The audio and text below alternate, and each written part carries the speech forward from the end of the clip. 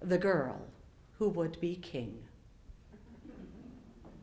There once was a king who had no heirs, no one to follow him, and he knew if he died without decreeing who would follow him, it would not be good for his people. There would be civil war. Who would rule? The other kingdoms around would look and say, "You have no ruler. We will descend and take your kingdom." And so it was the king came up with a brilliant idea. He sent out a proclamation, "Want to rule the kingdom, come to the castle." A want ad, what a concept. He looked out of his apartments and the balcony, and here were thousands of people. Old, young, rich, poor, men, women, everyone was there, and the king thought to himself, need to adapt this concept. And so he tweaked his decree. There will be a test. Half of the people stood there and said, "Test? We have to take a test? I'm not taking a test. We have to take a test for this." They were gone. Now we are only down to hundreds. Still needs to be narrowed down a bit. And so the king decreed, if you fail the test, off with your head. 3 people were left. To one side was a scholar, brilliant, brilliant advisor. To the other side, the biggest thief in the entire country. And standing before him was a girl. Now he understood the scholar. He understood the thief. But this girl, she was about 16, 18, like when you're getting your driver's license or graduating from high school. And then he looked at this girl and said, wait, I know you're kind. I can tell by the way you're dressed. You are one of those performers. You go into the marketplace, you do your shows and people watch, and then you go through the crowds and you pick pockets. You're a thief. And the girl stood up and she looked the king square in the eye and said, "Yes, I am a performer. In fact, my family are some of the best performers in your kingdom. But we are not thieves. We do not steal." And the king looked at the girl and thought to himself, uppity little thing, isn't she? But if she succeeds, that will probably come in handy if she's going to rule a kingdom. And so the king said, "Here is your test." And he held up a coin, a copper coin, the equivalent of less than a penny. And he said, "You take this coin and you buy something that will fill this room." Now the room was a huge council chamber, 3 times the size of this auditorium. And the king looked at the scholar and said, "Can you do that?" And the scholar said, "Yes." The king looked at the thief and said, "Can you do that?" And the thief said, "Yes." The king looked at the girl and said, "Can you do that?" And the girl stopped for a moment. And she looked at the king and the scholar and the thief and all those faces looking at her. And she swallowed and she said, "Yes. In fact, I can do it 3 times. And the king said, "Oh, really?" She said, "Yes."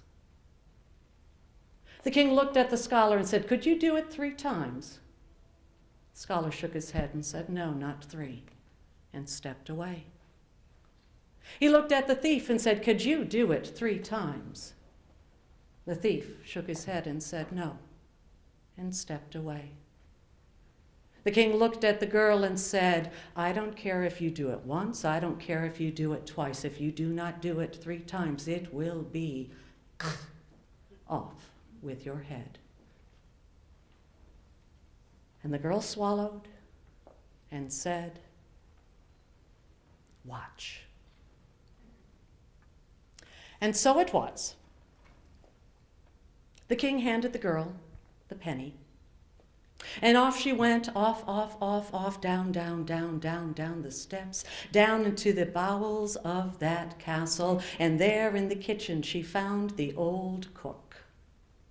And she handed the cook that coin and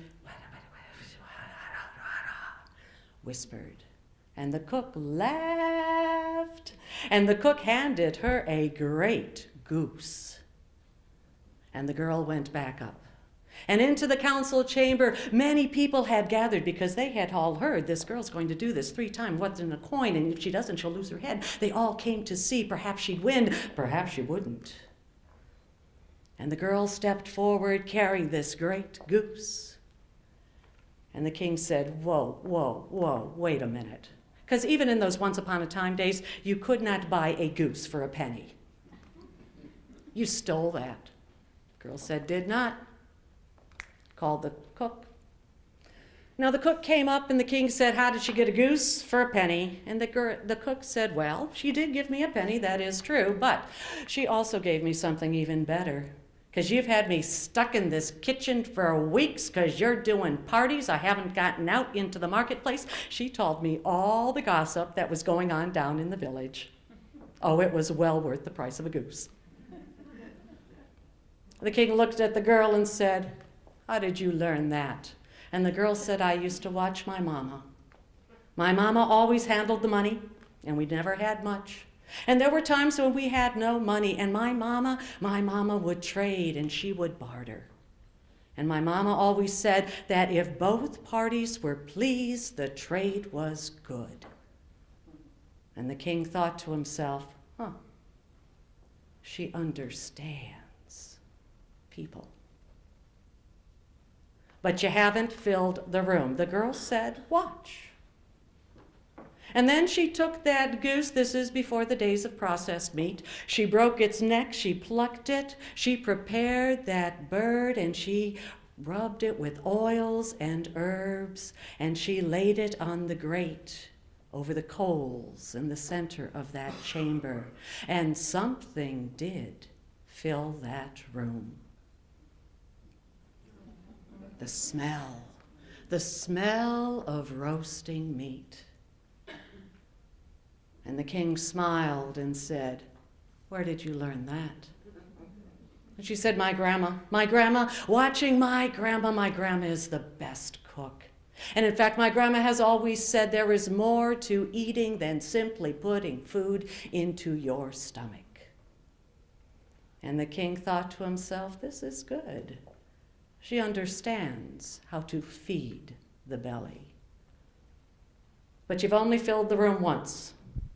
What do you do now? The girl said, watch. And then she took that bird and she began, when it was finished, when it was falling off the bone, she took that meat and she began to break it apart and pass that bits of meat around through the people in that room. And as the people took the meat and began to eat, they began to tell stories.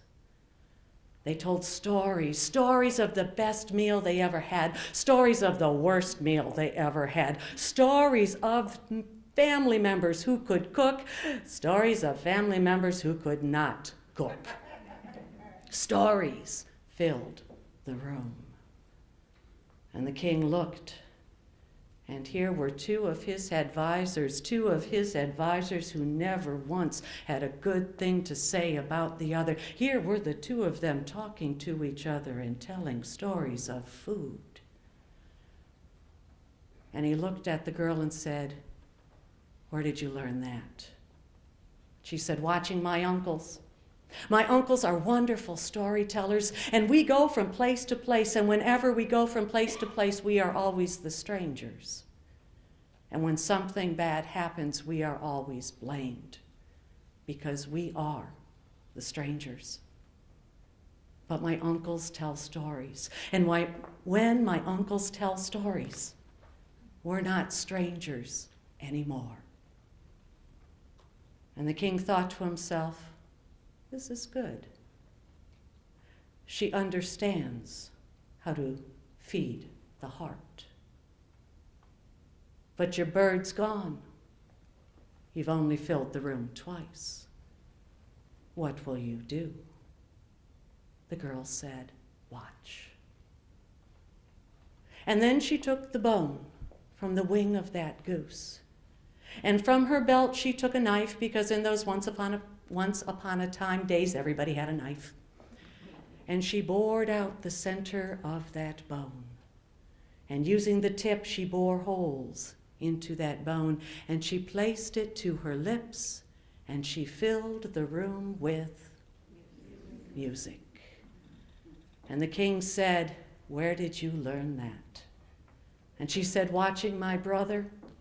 My brother is one of the best musicians. I have seen him bring people who were covered in tears and bent with sorrow. I have seen him with music turn their lives into smiles. And I have seen him bring people who were laughing to tears with his music. And the king thought to himself, this is good. She understands how to feed the soul. She is an artist. And so the girl went to work for the king. She became his apprentice, and she watched, and she learned. And when that king died, she ruled, and she ruled long and well. And everyone in that kingdom did live happily ever after.